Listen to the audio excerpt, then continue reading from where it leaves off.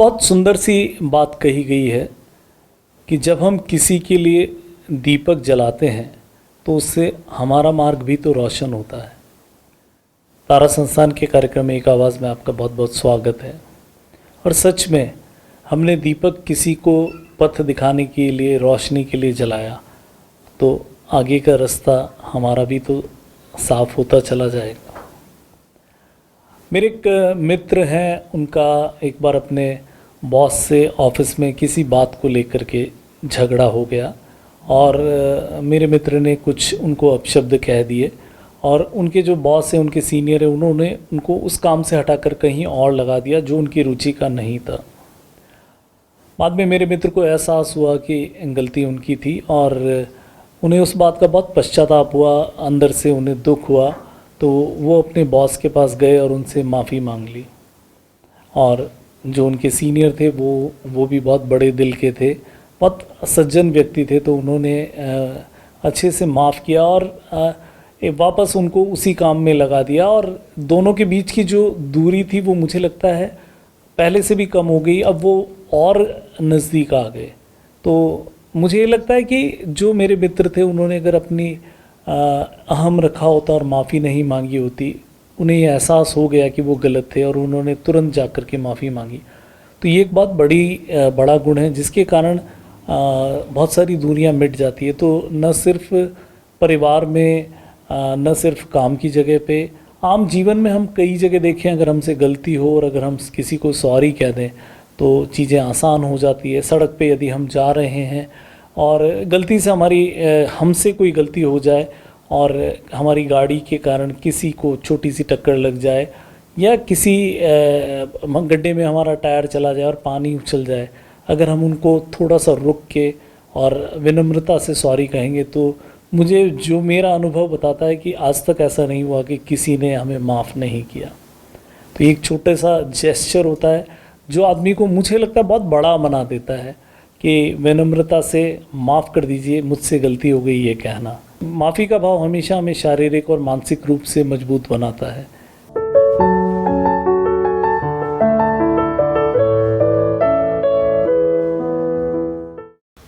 नमस्ते अंकल। नमस्कार। क्या एज है आपकी? मैं ये 77th ईयर चल रहा है। हाँ। मैं जोधपुर से हूँ। दरअसल अब मेरी फैमिली तो विघटित हो चुकी, और पत्नी से लगभग 30 वर्षों से अलगाव है। एकमात्र संतान जो है वह लगभग 3-3.5 महीने पहले एक मोटरसाइकिल से एक्सीडेंट हो गया और वो कोमा में चला गया। ओह। उसके बाद मुझे जो है वो रहने में दिक्कत हुई, क्योंकि जो मकान था वो लड़के की जिद पर उसने मुझे रख लिया था। तो लड़के ने मुझे जोधपुर से बुला लिया था, मैं यहाँ आ गया और उसके बाद में जब वो कोमा में चला गया तो मेरे व्यवहार में वो अंतर आना ही था, स्वाभाविक था, क्योंकि इतना लंबा पीरियड मैं आपको बता चुका हूँ। तो उसके कारण से जो है वो मुझे त्याग करना पड़ा, स्थान का छोड़ना पड़ा। यहाँ आने के बाद बहुत अच्छा है। यहाँ की सारी व्यवस्थाएं मुझे बहुत प्रिय लगी जी, अच्छी लगी। मैं पूरी तरह से संतुष्ट हूँ।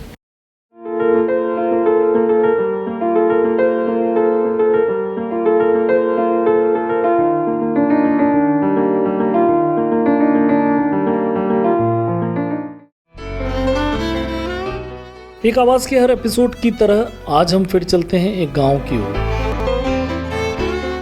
इन आदिवासी गांव में संस्थान की वीडियो रिकॉर्डिंग टीम हमारे लाभार्थियों से समय समय पर बातचीत करने के लिए जाती है। आइए आज मिलते हैं एक और लाभार्थी से।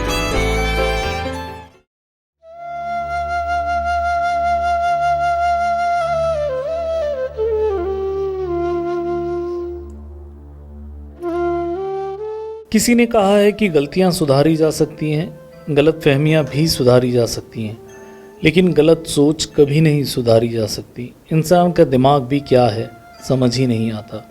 कभी कभी जो काल्पनिक बातें वो सोचता है उन्हें ही सही मानने लगता है, जिससे आगे जाकर काफ़ी परेशानियां भी उठानी पड़ जाती हैं। सोहिनी बाई को उनके पति ने अलग कर दिया। उसके बाद से ये बहुत ज़्यादा परेशान हो गई। पति पत्नी का आपसी रिश्ता काफ़ी नाजुक होता है। यदि आपसी समझ नहीं होती है तो पूरे घर की पिक्चर धीरे धीरे बदलने लग जाती है। राम राम भाई। राम राम भाई। कई नाम है? सोनी।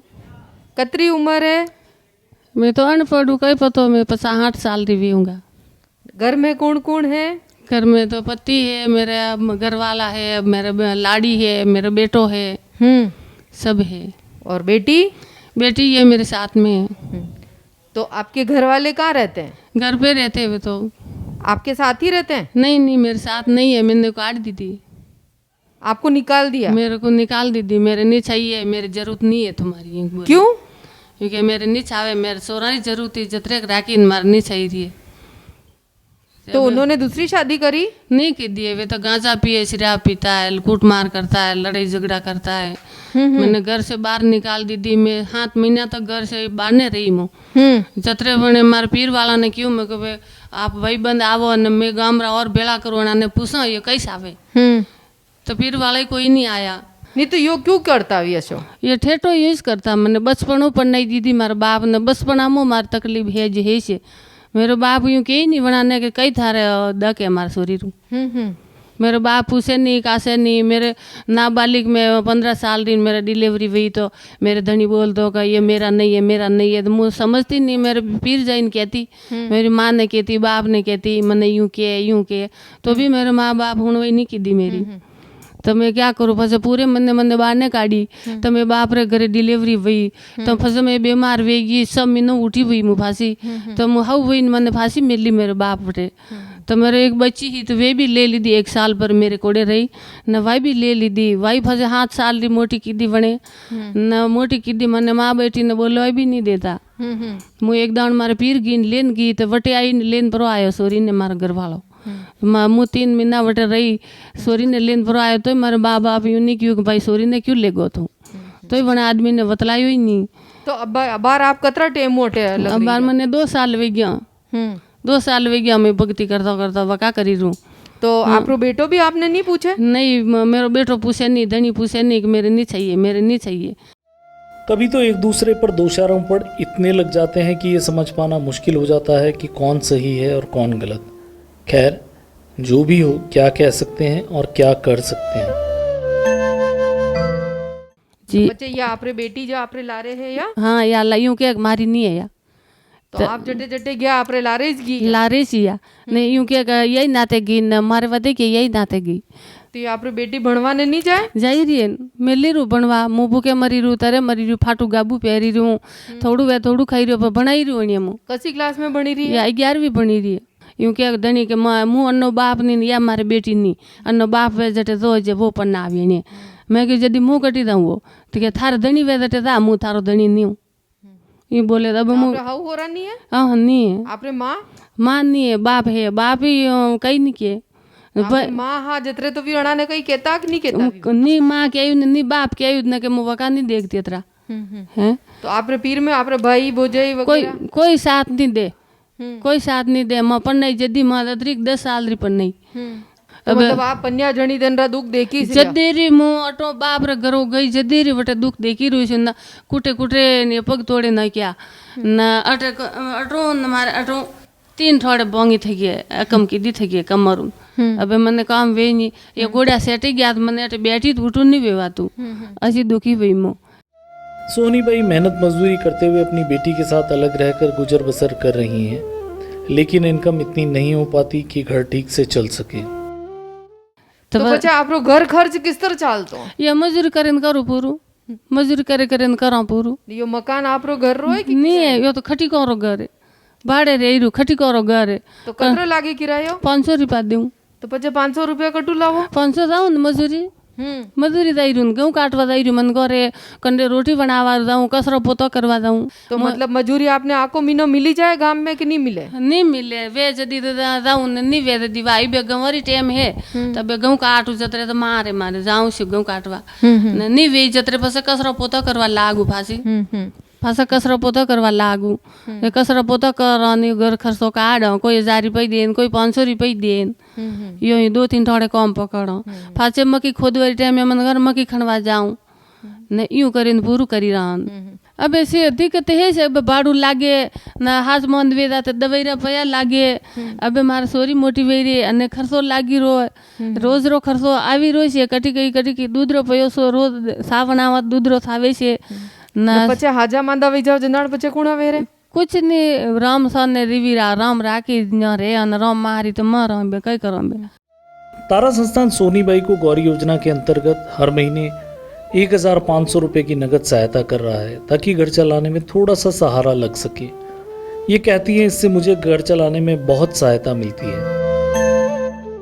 सोनीबाई जी तारा संस्थान जो आपने मदद मिली रही है हाँ कई मिली रही है 1500 रुपया मिली रहा तो आप रे कैश मले कि आप रे बैंक में आवे बैंक में आवे तो वड़ा पया ने आप कण महीने काम में ले रहा ये खावा लावा खर्चो तेल लावा लूण मरस लावा कटे भी स्कूल में कटे सामान सही रहा बच्ची रे सामान चावे कटे दवाई करावा यानी काम में लावा हाँ तो भाई जी तारा संस्थान जो आपने यह मदद दे रहा है हाँ वनडे वास्ते आप वड़ा ने कई कहना चाहो दादी आप रे आशीर्वाद है आप रे परंपरा आप मेरे भी जीव सुखी है हाँ हमारे छोरी मोटी नहीं भेजत रे मने पया देता रही जो न हमारे या बनी लाइक लेनी सावे। बातों बातों में सोनीबाई ने बताया कि इनकी आंखों में कुछ समस्या है तो हमने इन्हें तारा संस्थान के तारा नेत्रालय में आने के लिए सुझाया। ये बताया कि तारा नेत्रालय आंखों का अस्पताल है जहां पर फ्री में इलाज होता है।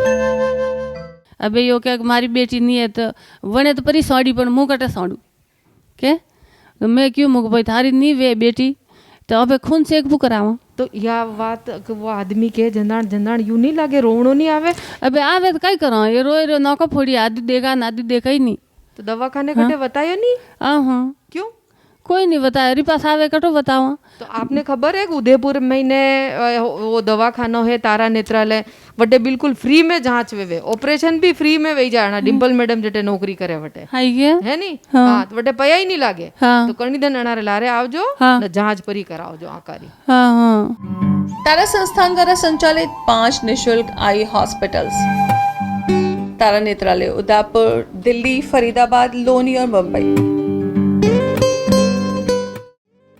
निःशुल्क आंखों की जांच एवं मोतियाबिंद ऑपरेशंस लेंस सहित रहना खाना दवाइयाँ इत्यादि सभी सुविधाएं बिल्कुल मुफ्त।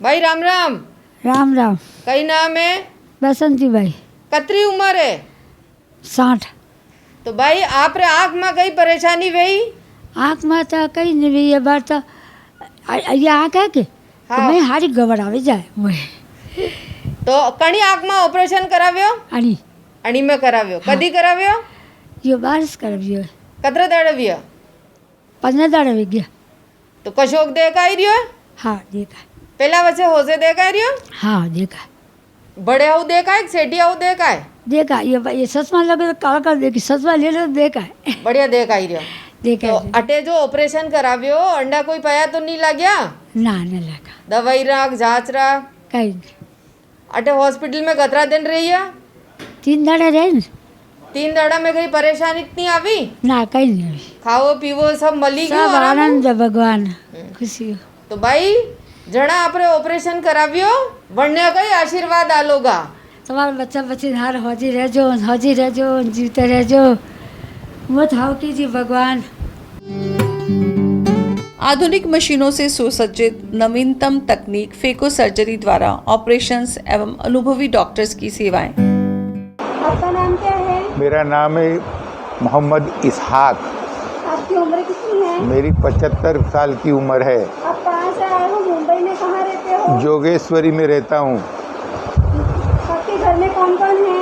मेरे घर में बहू है, मेरा बेटा है, मेरा एक पोता है, मेरी घरवाली है। आप क्या काम करते हो? मैं काम कुछ भी नहीं करता हूँ, बैठा हूँ घर में, खाता हूँ पीता हूँ। आपको किसने बताया तारा नेत्रालय मुंबई में फ्री में ऑपरेशन होता है? ये हमारे इधर जो मीरा रोड में हमारे साड़ू रहते हैं, उसने भी ऑपरेशन करवाया है।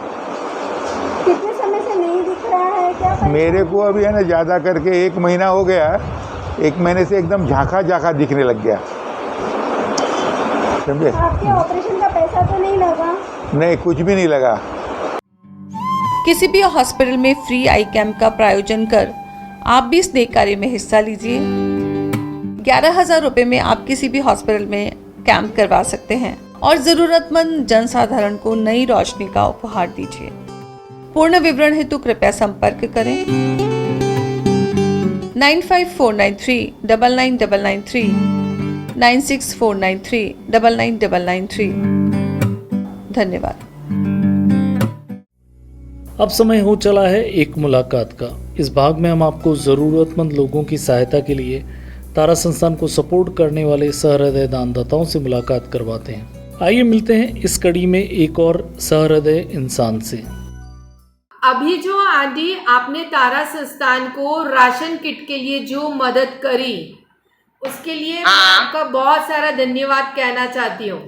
अरे नहीं, धन्यवाद क्या है, धन्यवाद तो आप लोगों को है। कम से कम ठिकाना है ना, उसके हिसाब से हम दे सके उतना दे दें। जी जी। नहीं तो ऐसे तो पता नहीं चलता है ना किसको जरूरत है किसको नहीं जरूरत है। देखिए मेरे अंदर तो बस यही भावना थी कि यदि किसी जरूरतमंद को हम कुछ दे दें तो हमारा कुछ नहीं बिगड़ेगा।